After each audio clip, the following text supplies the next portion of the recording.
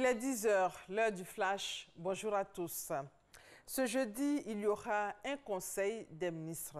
Conseil présidé par le chef de l'État pour analyser plusieurs dossiers et prendre des décisions. Déjà hier, le président de la République a procédé à la signature d'un décret portant intérim du ministre en charge des relations avec les institutions.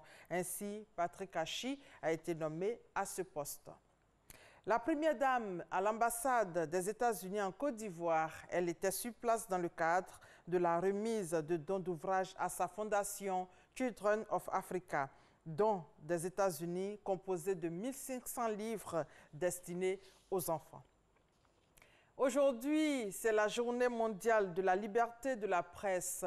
Le principal thème est médias, justice et état de droit, les contrepoids du pouvoir. La journée est l'occasion d'examiner les défis actuels de la liberté de la presse. En Côte d'Ivoire, une marche des journalistes et des professionnels des médias est prévue donc ce jeudi.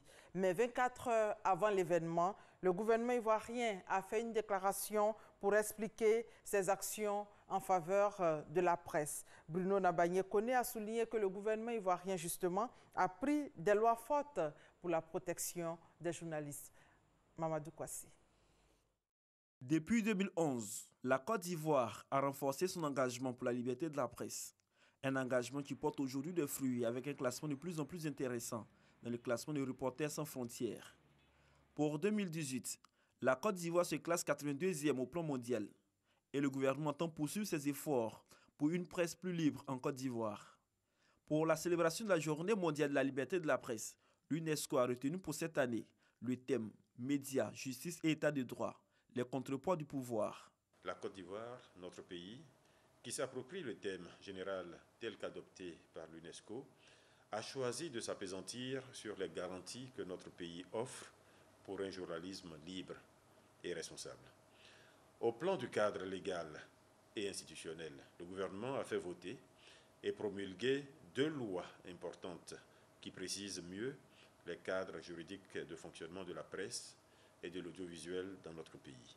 À la vérité, plus que jamais, ces lois consacrent la liberté d'action pour les professionnels de la communication, en ce qu'elles proscrivent désormais la détention, la garde à vue et l'emprisonnement d'un journaliste dans l'exercice de son métier. Certains incidents regrettables survenus dernièrement ne doivent pas occulter les avancées considérables que ces 2 textes présentent. Le ministre de la Communication soutient que la Côte d'Ivoire enregistre 20 quotidiens, 25 hebdomadaires et 10 mensuels, ainsi que l'arrivée des 4 prochaines chaînes de télévision privées.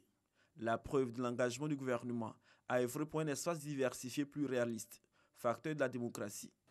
Le gouvernement réaffirme sa ferme volonté de poursuivre les actions de consolidation de la démocratie dans notre pays et attend de vous, chers amis de la presse, l'accompagnement indispensable, c'est-à-dire entre autres un contenu riche et diversifié qui reflète l'ensemble des sensibilités politiques de notre pays. Les festivités de la Journée mondiale de la liberté de la presse seront marquées par des marches et des conférences publiques sur l'ensemble du territoire national. Un réseau de 4 individus a été démantelé. C'est un réseau qui s'adonnait à la production de fausses pièces administratives. Ce sont de faux documents, du matériel informatique et de nombreux cachets qui ont été saisis. Nous y reviendrons à 13 h. Les États-Unis, inquiets quant à la sécurité au Burundi à quelques semaines du référendum constitutionnel prévu le 17 mai prochain, les États-Unis dénoncent de nombreux cas de violence, d'intimidation et de harcèlement commis contre des opposants au référendum. Au moins 77 personnes sont mortes et 143 autres ont été blessées dans des tempêtes de sable dans le nord de l'Inde. La plupart des morts sont attribuées à des chutes d'arbres ou de murs ayant cédé sous la violence du vent. Et voilà, c'est la fin de ce flash. On se retrouve à 13 h. Merci de votre fidélité.